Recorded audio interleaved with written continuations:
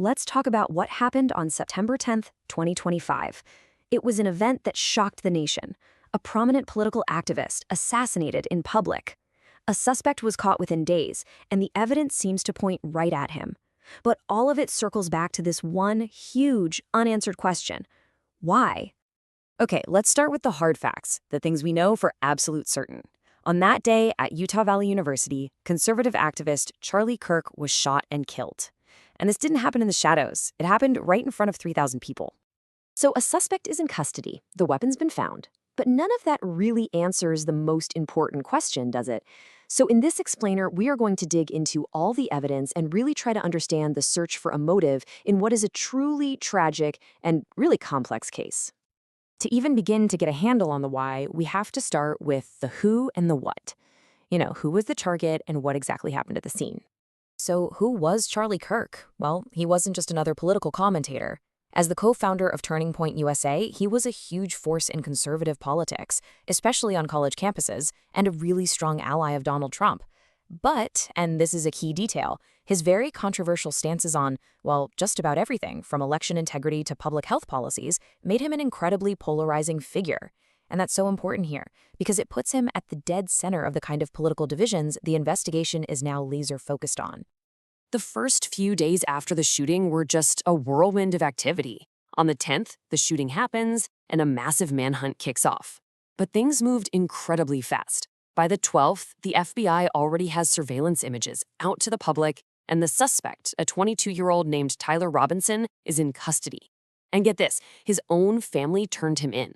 Just a couple days after that, investigators announced they had him tied to the scene with solid forensic evidence. Okay, so they have their suspect, but how did they actually build the case against him? Let's get into the weeds and look at the hard evidence.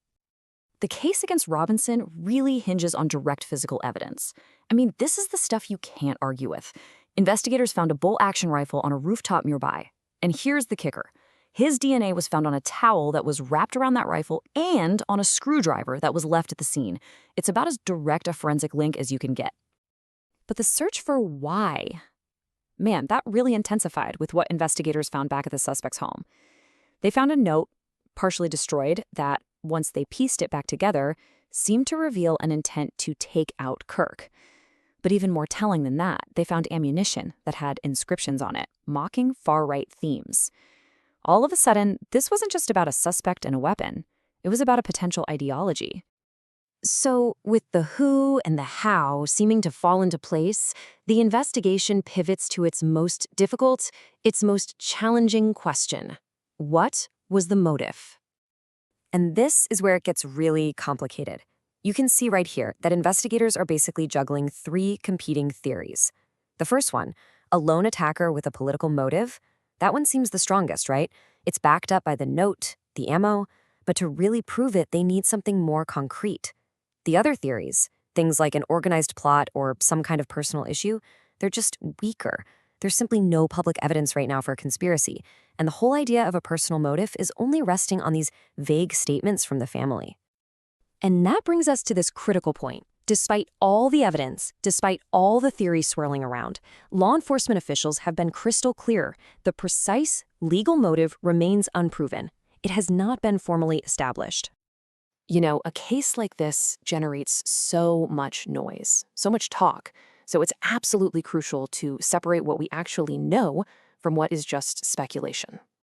So when you cut through all the headlines and all the noise, it really just boils down to this. The core facts of the crime, the victim, the suspect, and that DNA link, those are confirmed. But pretty much everything else, the real motive, whether anyone else was involved, and all the talk about security failures, for now, that all remains unproven speculation. So, where does the investigation go from here? Let's take a look at the key questions that still need answers and the next steps in the whole legal process. These are the questions that could change everything. I mean, what exactly did that note say? Getting the full text is absolutely critical. What's hiding in the suspect's digital life, his computer, his phone? That could reveal planning or even accomplices. The search for co-conspirators and a real hard look at the event's security are still very much active investigations. The formal legal path from here is pretty clear. First, we'll see an indictment, which will lay out all the charges and summarize the key evidence. Then, you get the discovery phase, and this is where both sides exchange their information. It's often when new details leak out to the public. And finally, of course, a trial, which will put all of this evidence to the ultimate test. And this is exactly why this case matters so much, far beyond just the courtroom. This assassination has forced a really difficult, really uncomfortable national conversation about the rise of political violence, the security of public figures, and the frankly dangerous speed at which misinformation can just explode in the wake of a tragedy. Which brings us right back to where we started. We have a suspect in custody, the physical evidence seems incredibly strong, and yet that central mystery is still there. We have a who, a what, a where, and a how, but the search continues for the one thing that could explain it all, a definitive why.